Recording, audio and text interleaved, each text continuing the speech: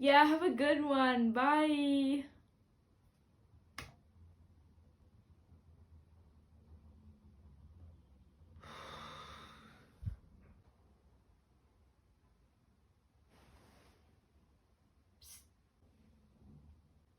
انت كويسة؟ متوترة قوي وحاسة ان انا هفرقع من الانكزايتي. طب تحبي تحكي لي؟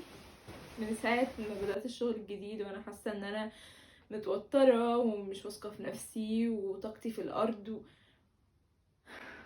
وعايزة اسيب الشغل. مريم، انتي سكتي. انا اسفة، انا تهت. مفيش مشكلة، انا سامعاكي. أه... شكرا عشان بتسمعيني.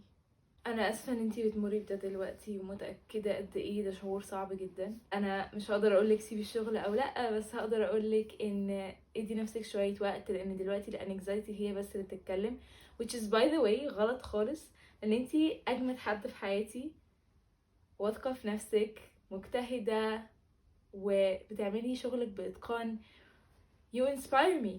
فالكلام اللي الانكزايتي بتقوله ده طلعيه من الودن التانية. عندك حق، انا حاسه ان انا متلخبطه قوي ومش عارفه اخد قرار سليم.